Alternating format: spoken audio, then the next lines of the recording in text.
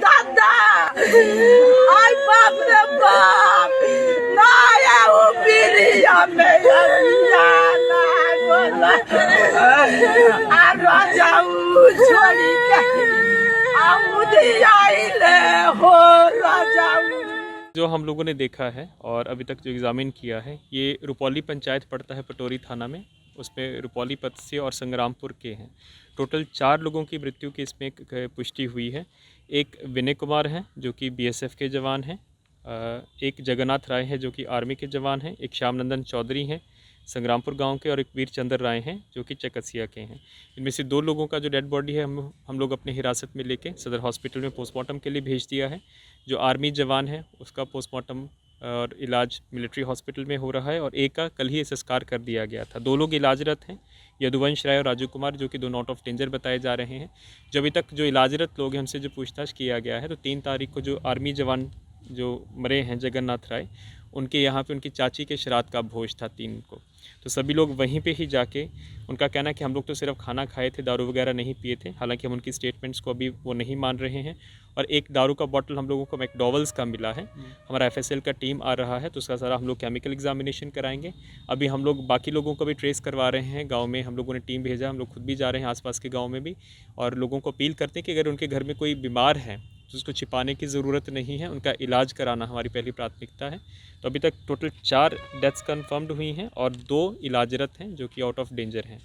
और अभी जो इसका सोर्स यही है कि श्राद्ध के भोज में ये लोग गए थे, वहीं पे संभवतः ये लोग दारू पिए हैं, और वो आर्मी का जो जवान है वही कहीं से लेकर आया था। तो उसकी हम लोग फर्दर इन्वेस्टिगेशन कर रहे हैं। कोई गिरफ्तारी वगैरह भी हुई है? नहीं, अभी किसी की गिरफ्तारी नहीं हुई है, क्योंकि जो आर्मी के जवान जिसके यहाँ पे भोज चल रहा था वो खुद उसकी डेथ हो गई है। उसके घर वालों से हम लोग पूछते हैं कि वो अगर दारू लाया था तो कहाँ से लाया था। जहरीले शराब के बारे में कह देते हैं कि देख लीजिए कि क्या स्थिति है।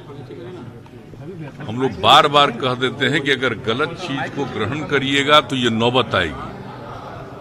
अब अभी भी लोग हैं, हम तो इन लोगों को पूरे अधिकारियों से तो हमारी बातचीत होती जाती है, लेकिन अभी जो ये हो जाएगा, ये पर्व है, इसके बाद हम फिर एक दिन विस्तृत इसकी समीक्षा करने वाले हैं। हालांकि प्रतिदिन चारों तरफ लोग पकड़े जाते हैं, रेड हो रहा है, सब कुछ हो रहा है, लेकिन फिर भी इस तरह का काम किसी इलाके में कोई कर रहा है, ये तो बड़ी दुखद बात है।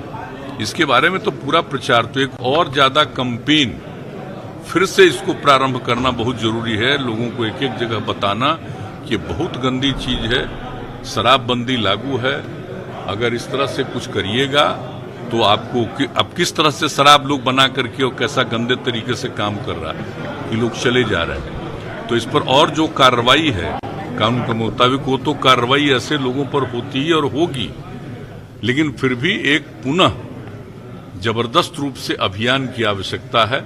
और अभी ये पर्व के बाद हम बिल्कुल निश्चित रूप से हमने मन बना लिया है कि फिर हम इसकी पूरी की पूरी समीक्षा करेंगे।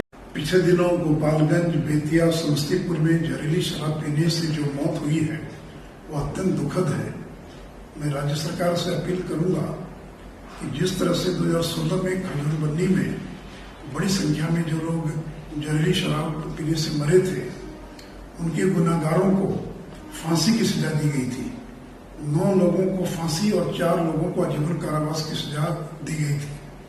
तो इन सभी मामलों में भी स्पीडी ट्रायल चलाकर सभी दोषियों को फांसी की सजा दिलाने के लिए राज्य सरकार को पहल करनी चाहिए। और जिस तरह से खजूरबंदी में सभी मृतक परिवारों को 4-4 लाख की सहायता राशि दी गई थी, उसी प्रकार इस बार भी जो लोग जहरीली शराब पीने से मरे हैं, उनके आश्रित परिवारों को 4-4 लाख का मुआवजा दिया जाना चाहिए, क्योंकि परिवारों का कोई दोष नहीं है। दोष अगर है तो पीने वालों का और बेचने वालों का। और साथ ही साथ मैं ये भी कहना चाहूंगा कि जिन राज्यों में शराबबंदी नहीं है, वहां भी लोग जहरीली शराब पीने से मरते हैं। पिछले दिनों देश के अनेक राज्यों में कई लोगों की मृत्यु हुई है। तो इसलिए अगर जहरीली शराब पीने से लोगों की मृत्यु हो गई, इसका अर्थ ये नहीं है कि बिहार के अंदर शराबबंदी को और समाप्त कर दिया जाए।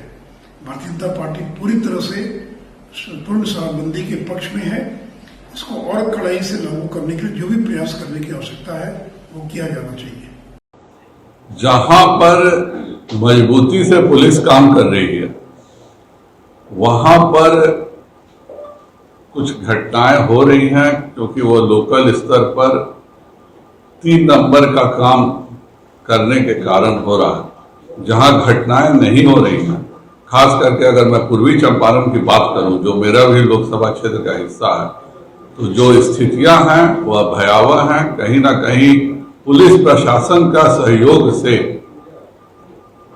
पूर्वी चंपारण में शराब का काम चल रहा है, और जहां 1 नंबर का शराब प्रशासन के सहयोग से चल रहा है, वहां पर जाहिर बात है कि इस तरह की घटनाएं नहीं होती हैं। जहां पर प्रशासन कड़ा है, वहां पर इस तरह की घटनाएं ज्यादा हो रही हैं। हर हालत में रिव्यू करने की आवश्यकता है। यह एक बहुत अच्छे इंटेंशन से और महिलाओं के पक्ष में लाया हुआ एक बहुत ही बढ़िया प्रयास माननीय मुख्यमंत्री जी के द्वारा है।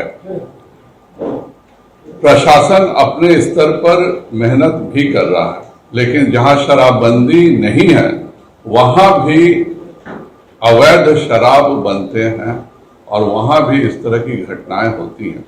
इसीलिए इस घटना को केवल शराबबंदी से जोड़ना सही नहीं होगा, पर यह जरूर है कि जिन स्थानों पर प्रशासन की भूमिका संदेहास्पद है, उसके बारे में बिहार सरकार को जरूर चिंता करनी चाहिए।